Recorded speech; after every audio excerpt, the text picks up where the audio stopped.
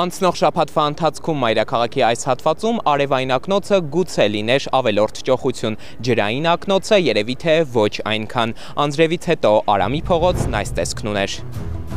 Անձրև է գալիս, թե չէ, մեր մայրաքաղաքը կոլապսի մեջ է, ահա ծայրամասից կենտրոն, պատկերը նույնն է։ Երևանը մի քանի րոպեում վերափոխվում է, նմանվում Վենետիկին։ Միայն թե այստեղ այս արհեստական գետերը որևէ մեկին չեն ոգևորում, գեղագիտական հաճույք չեն պատճառում։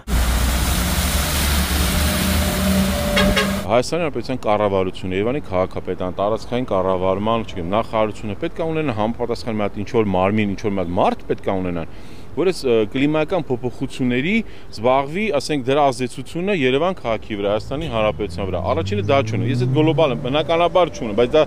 ամոթել է, դա զարմանալի է։ Պատասխանատու ջրահեռացման ցանցի համար Սուրանկյանը Երևանի քաղաքապետարանից ուղղորդում են դեպի Veolia ջուր ընկերություն, որն էլ սպասարկում է ջրամատակարարման ու ջրահեռացման համակարգը։ Veolia-ից սա ինչ կապ ունի, այս ավազի հետ։ Այսի որերոր տոննա, ասես տոննայով աղբը զիբիլը մնացել է։ Որևէ մեկը սրանով չի զբաղվում։ Veolia-ն ինչ մեղավոր է։ Տերևը բավական է, որ մյուս մեծ անձրևիներին, իսկ տերևը ինչ անում, ասես մենք այդպես բարի ենք իրան պատկերացնում, բայց ինքը օրերում sense կիլոներով լցվում է, շատ ծանր տենց նստված կա դառնում, որ արդեն փակում է, այսինքն 90% է կամ չգիտեմ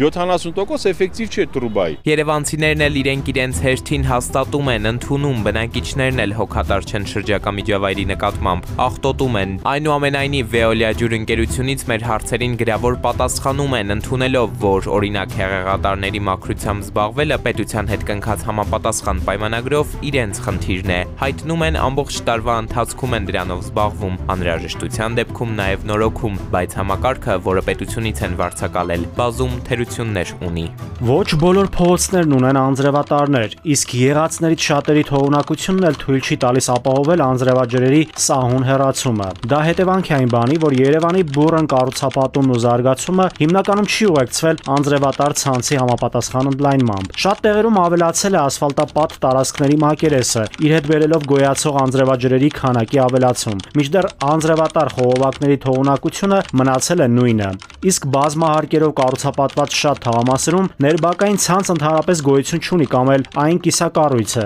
Արդյունքում, եթե մեղմ անձրևները աննկատ են մնում երևանցիների համար, ապա հորդ կամ տեղատարապ անձրևների ժամանակ երբեմն անձրևատարերն ուղղակի ի վիճակի չեն լինում հնդհացս հեռացնել հոսող ջրերը։